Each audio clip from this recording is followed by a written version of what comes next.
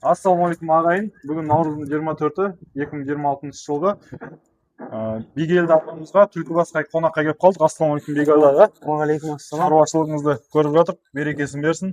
Қалай бастадыңыз шаруашылықты?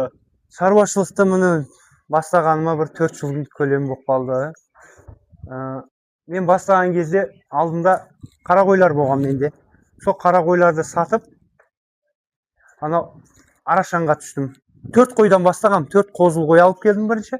Сөйтіп бастап, бұл линияны өзім естігенім, Андрей Пак деген жігіт Қырғызстаннан Решат Габбастан әкелген екен бұларды.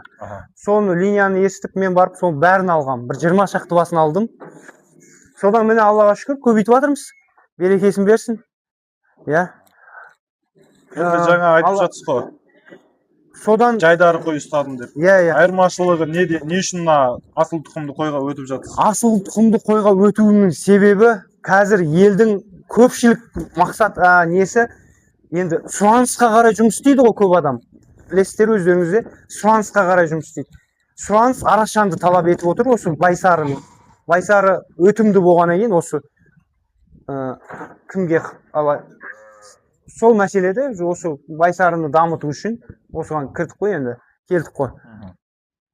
Енді аналық басыңыз нешеу бар аға? Қазір Байсары 40 бас бар бұл жерде. 40 бас бар. Қандай қошқар қойып жатсыз? 2 жыл болды, мына қошқарда лидердің тұқымы, лидердің баласы, легенда деген қошқарымыз, осыны 3-ші жыл тағы қоямыз. 2 жыл қойдық осыдан. Осыдан қозылар алдық, қозыларын жақсы бағада саттық.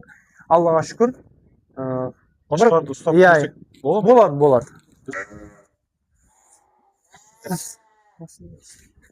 Машалла. Қошқарыңыз неше жас дедіңіз жаңа? 3 жасқа толды. 3 жас, Параметрлері қандай айтып берсеңіз, оның үстіне қазір өлшейміз. Қазір өлшей беріңіз, метрді үсті ғой. Бір көтеріп алып. Метр 5, метр 4,5. Сен көрмеді ғой. Метр 6 ғой, метр 5. Метр 5 қой. Метр 5 екен. Құлан өлшеу жүрейік. 22. 22 кольцодан. Кольцодан таза 22. Жалпақтығы, жуандығы мықты қошқар екен. Қазір қозыларын көрсетеміз. Бұның қозылары қаншадан сатылып отыр? Бұның былтырғы балдарын 1,5 миллионға дейін саттық. Ұрғашы қозыларын 1 миллионнан 2 миллионға дейін саттық. Биыл енді бастап қойдық. 2 айлық, 1 айлық қозыларын 3 күндік қозысын өткенде 550 мыңға саттық. Еркек қозыларын сатып атық биыл. Енді алды 550 мың болды биылға. Кішкентай болғаннан кейін сатып атық соны. Брондап жатыр ғой. Брондап атқандарды 300 мың, 500 мың со төңіректен жіберіп атырық. Жүйелі бағада 300 мыңнан да беріп атырық. Бұйырғаны. Тағы да сатылатын қозылар бар ма? Бар. Сатылатын қозы болса номеріңізді айтып жіберсеңіз көрермендерге. 8702 643 0022. Мен WhatsApp нөмірім. Шығып хабарлассаңыздар, қозылар бар. Еркек қозылар сатылады. Тек еркек қозылар? Еркек қозылар. Ұрғашы өзіңіздің сервисіңізді алып қаласыз. Ұрғашылар сатылмайды. Жаңа саулықтардың линиясын айтып жіберсеңіз, Абдулла. Решат Габбастан келген ғой. Көп қойларды содан келген. Линиясы қандай ол қойлардың? Титаниктің қыздары ғой. Мына қойлар ғой енді асылында, қызыл қойлар. Қызыл қойлар. Бұның ішінде жаңағы еркек болғаннан деген қойлар да бар. Ал енді сатылады деп жатсыз қозыларыңызды бір көрсек бола ма? Болады. Қошқарды жіберсін. Биылғы легенданың төлдері. Бәрі осы. Бұл неше айлықтар аға? Берде енді январдың 15-нен кейін бастаған ғой. Осы уақытқа дейін туылып жатырды. Бұл жерде еркек ұрғаш аралас қой, Еркек көп емес, еркек көп қалмады. 6 қалды. Қалған ұрғашы. 6 еркек бар. Қалғандар сатылып қойды. Ал енді қара сауықтардан қандай? Қара сауықтардан да түсті оларды қазір шығарамыз. Мыналарды бір неғып түсіріп алайық, қызылдарды отдельно. Міне.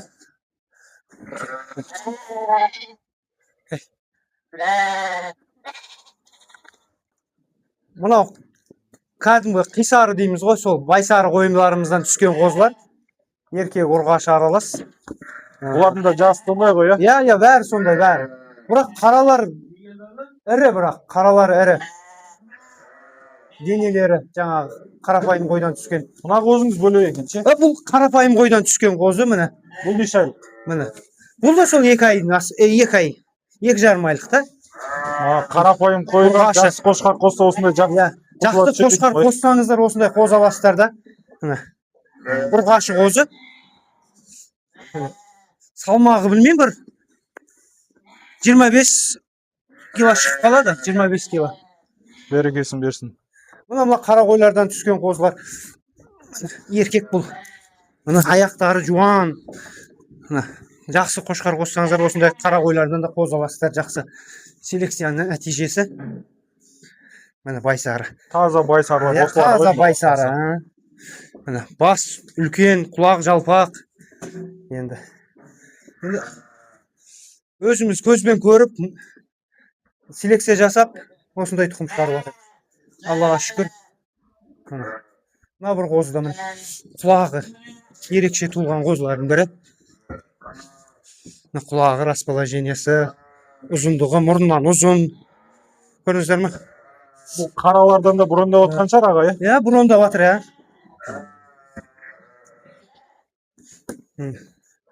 Мына бір қозы бар. Бұл да жақсы. Я мынау мықты қозы. Мықты. Тегіс. Несі құйрығы. Тегіс та тегіс. Арқасы жалпақ. Мына иығы жалпақ қозылардың бірі. Машалла. Костяк, басы, құлағы, көкірек. Мықты қозы екен, ше.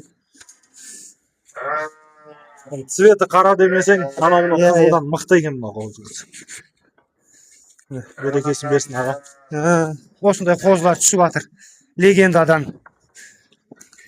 Ал Бигелді аға, бұл қошқар жайлы айтып кетсеңіз. Бұл легенданың баласы. Лидердің линиясы. Сырым бауырым алған былтыр.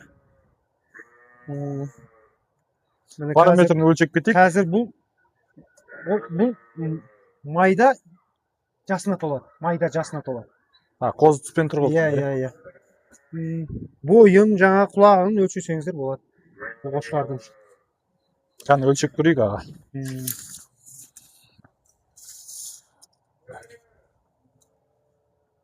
92 болып тұр ғой.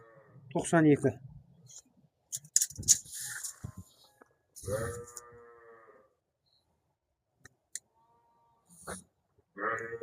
Құлақ 22 таза. 22. Тісін көрсетіп жіберсеңіз аға. Қозғыш қой. Мощный қошқар екен да. Көкірегі, костяк, үлкен қошқардың костягындай. Енді қошқарыңыз Алла береке берсін. Дайшы қошқар болып тұр ғой Бигелді аға. Енді Алла қаласа мына Бигелді ағаға қызықсаңыздар, биылғы сатылымда қозылар бар. Енді осы қозылардың енді інілері да енді. Қорғашылар енді өз селекцияға алып қаламын деп отыр бұл кісі.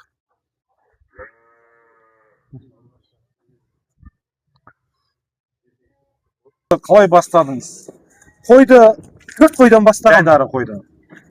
Жайдар қойды бастадық. Одан енді тек қана етке саттық та. Ол пайдасы өзімізден артылмады. Иә, бұлай. Қойдың өзін жем-ішімнен артылмады. Ішім-жемінен артылмады. Шыны керек, шөп, жем қымбат. Сол үшін осы элитаға көштік қой. Айналып келгенде. Иә, Байсарыға өттік. Аллаға шүкір. Қазір 40 бас бар. Маттымыз туғызған. Берекесін берсін. Жақсы, сұраныс көп. Сұраныс. Аллаға шүкір. Міне, жемсін жемсін. Аналық басты сол, жаңағы Андрей Пак деген жігіттен алғанбыз. Ол кісі неден, Қырғызстаннан, Решат Габбастан әкелген екен. Сол қойлар основной содан алған ғой. Содан міне Аллаға шүкір. Маған бұйырған шығар сол. Осы лидердің баласына келіп қостық. Содан нәтиже міне қозылар шығып жатыр. Аллаға шүкір. Жақсы. Алған аналық бастардың линиясы қандай? Аналық бастардың линиясы бұл Титаниктің қыздары деген. Қыздар, Иә, Титаниктің қыздары дейді. Біз солай атап жүрміз қазір. Титаниктің қыздары дейді. Енді Аллаға шүкір жақсы қозылар беріп жатыр. Сол жаңа қойлармен лидерден түсіп жатқан қозылар жаңа. Иә. Қаралары мына гүлсарлардан түсіп таза байсары болып жатқан солар. Иә, таза байсары болып түсіп жатыр қазір. Қаралардан таза байсарлар түсіп жатыр. Енді бастап жатқан адамдарға не айтасыз? Қорықпаңыздар, ақша салыңыздар, бастаңыздар. Әлі де кеш емес. Мен 4 жыл болды бастағаныма. Аллаға шүкір. Бастаңыздар, барлықтарыңызды айтам. 2 бастан болса да, 1 бастан болса да бастаған дұрыс та. Кейін ары қарай құмарлығың арта көбейтіп аласыздар. Жинап өз-өзін жаңа ақша жинап алып бастаған дұрыс. Мен өзім түк мысалы ештеңем жоқ еді. Міне. Осы 4 бас жинадым, содан әрекет қылып міне 40 басқа жеткіздім. 4 жыл болды. Алдында жайдары қой болды. Жайдары қой өзін ақтамайды. Жем-шөбін ақтамайды. Пайдасы аз болды да. Енді қазір жақсы ғой, енді бәрі жақсы. Аллаға шүкір. Жақсы. Енді естіп отырып қой Бигелдағы енді пәленбай мың долларға, миллиондаған ақшаға алып жатыр. Негізі енді бастап жатқан адамдарға қандай қой алуға кеңес бересіз? Ақшасы бар жігіттер болса, жақсыдан бастаған дұрыс. Элитадан бастаған дұрыс. Ал ақшам нормально, среднийде мен сияқты болса, онда да екінші сорт, бірінші сорттардан бастау керек. Высший сорт емес. Қазір 500 мың теңгеден тоқтылар алса болады да. Қошқарға түсетін. Сөйтіп соған жақсы қошқар салса, жақсы қозы алады. Нәтижесін өзім көріп жатырмын. Сол нәтижеден. Енді бар сол, енді бар айтарымыз сол. Енді 1-2 класста қойларға элита қошқар қойсаңыз, жақсы қозылар аласыздар. Мүмкін емес, аласыздар. Ол адам ұмтылу керек те соған жақсыға қарай.